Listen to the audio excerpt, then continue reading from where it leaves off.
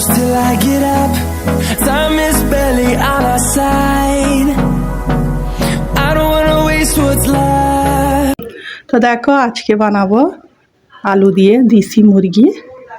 তার জন্য একটা এখানে দেশি মুরগি নিয়েছি, গোটা আছে মুরগিটা আগেই আমি কেটে পরিষ্কার করে সাফ করে নিয়েছি, একবার ধুয়েও নিয়েছি ভালো করে। এখন এটাকে কেটে নেব, কেটে এটাকে আলু দিয়ে আজকে রান্না করব। তো চলো মুরগিটা প্রথমে কেটে নিচ্ছি।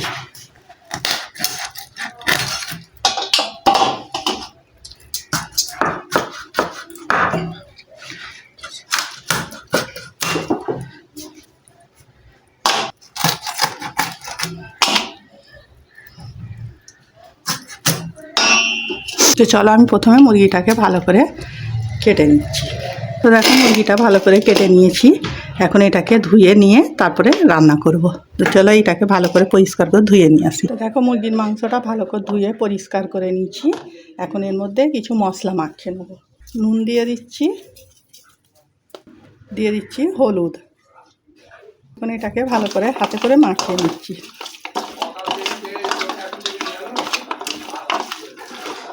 দেখো মশলাটা ভালো করে মাখিয়ে নিচ্ছি, এখন রান্নায় চলে যাচ্ছি। চুলায় একটা কড়া দিয়েছি, চুলাটা অন করে দিচ্ছি। তো দেখো কড়াটা গরম হয়ে গেছে, এখন কড়ার মধ্যে কিছুটা সাদা তেল দিয়ে দিচ্ছি।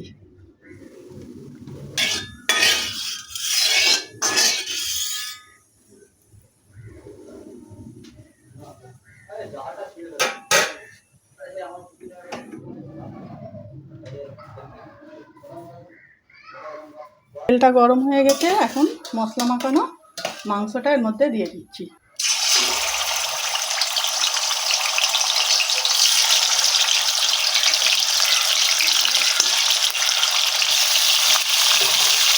পুরোটা একবারই দিয়ে দিলাম, দিয়ে এটাকে ভালো করে ভেজে নিচ্ছি।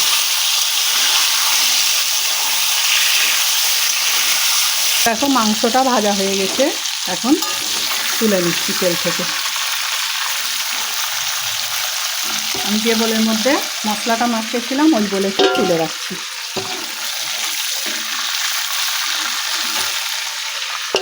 মাংসগুলো তুলে নেওয়ার পরে ওই তেলেতেই দিয়ে দিচ্ছি 5টা আলুকে এইভাবে কেটে রেখেছি, এর মধ্যে দিয়ে দিচ্ছি।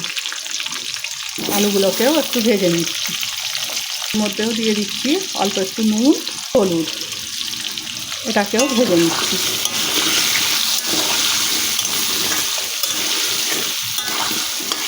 দেখো আলুগুলোও ভাজা হয়ে গেছে, আলুগুলোও তুলে নিচ্ছি। যেই প্লেটে মাংসটা রেখেছি ও এই এক সাইডে আলুগুলো রেখে দিচ্ছি। তো দেখো মুরগির মাংসটা ভাজার সময় মশলাটা নিচে লেগে গেছিলো, তাই কড়াটা আমি ভালো করে ধুয়ে পরিষ্কার করে নিচ্ছি।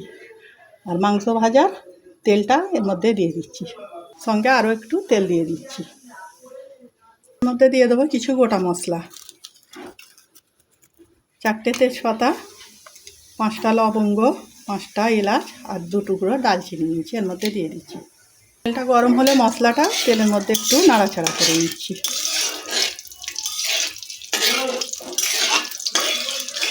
দুটো পেঁয়াজকে হালকা পেস্ট করে নিচ্ছি, এর মধ্যে দিয়ে দিচ্ছি। পেঁয়াজটা তেলের মধ্যে ভেজে নিচ্ছি। পেঁয়াজটা ভাজা হয়ে গেছে, এখন এর মধ্যে 2টো টমেটো পেস্ট করে রেখেছি দিয়ে দিচ্ছি হালকা করে নুন দিয়ে এটাকে ভালো করে পেঁয়াজের সাথে মিশিয়ে নিচ্ছি। দেখো টমেটোর সঙ্গে পেঁয়াজ টমেটো একসঙ্গে ভালো করে কষানো হয়ে গেছে। এখন পেঁয়াজ থেকে তেলটা ছেড়ে দিয়েছে, এর মধ্যে এখন কিছু মশলা দিয়ে দেবো। 1/2 চামচ হলুদ দিয়ে দিচ্ছি, 1/2 চামচ লঙ্কা, ধনে 1/2 চামচ, জিরে 1/2 চামচ, মরিচ দিয়ে দিচ্ছি 1/2 চামচের একটু কম দিচ্ছি কালারের জন্যে কাশ্মীরি লঙ্কার গুঁড়ো, আরও দিয়ে দিচ্ছি 1 চামচ আদা রসুন বাটা। সবগুলোকে ভালো করে মিশিয়ে নিচ্ছি। এগুলোকে ভালো করে মেশাতে হবে যাতে মশলা আদা রসুনের কাঁচা গন্ধটা না থাকে। তো দেখো এখানে মশলা আদা রসুনের কাঁচা গন্ধটা চলে গেছে, মশলা থেকে তেলটাও ছেড়ে দিয়েছে। এখন এর মধ্যে যে মুরগির মাংসটা ভেজে রেখেছিলাম ওটা দিয়ে দিচ্ছি।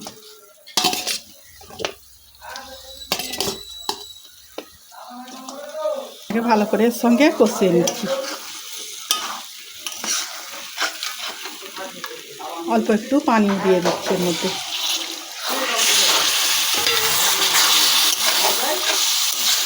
এটাকে ভালো করে কষিয়ে নিচ্ছি। দেখো মাংসটাকে মশলার সঙ্গে ভালো করে মিশিয়ে নিচ্ছি। এর মধ্যে দিয়ে দিচ্ছি 4টে কাঁচা লঙ্কা। ঝালটা তোমরা তোমাদের পছন্দ মতো দেবে। লঙ্কাটা দিয়ে একটু নাড়াচাড়া করে এর মধ্যে দিয়ে দিচ্ছি সিদ্ধ হওয়ার মতো পানি। এটা দেশি মুরগি, তাই সিদ্ধ হতে একটু টাইম লাগবে। পানি দিয়ে ভালো করে মিশিয়ে নিচ্ছি।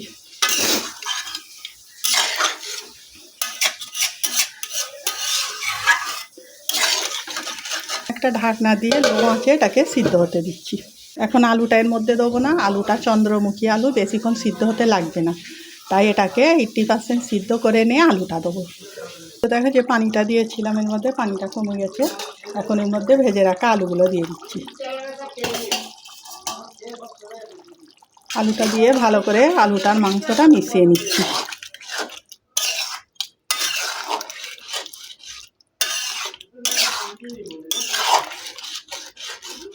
আর মাংসটা ভালো করে মেশানো হয়ে গেছে। এখন আলুটা সিদ্ধ হওয়ার মতন পানি দিয়ে দিচ্ছি এর মধ্যে।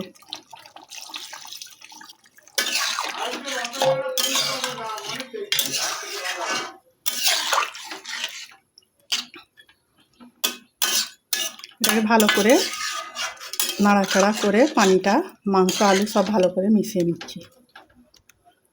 ঢাকনা দিয়ে আলুটা সিদ্ধ করে নিচ্ছি। কিছুক্ষণ পরে আমি ঢাকনাটা খুলছি।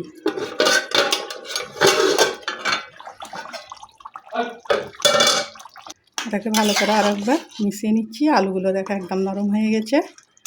এখন এটাকে চুলো অফ করে আরও 10-15 মিনিট রেস্টে রেখে দিচ্ছি। ঢাকনাটা দিয়ে 10-15 মিনিট চুলো অফ করে রেখে দিচ্ছি। তখন পরে রেস্টে থাকা আমি ঢাকনাটা খুলছি। দেখো কত সুন্দর লোভনীয় রান্নাটা হয়েছে। একটা প্লেটের মধ্যে তুলে দেখাচ্ছি।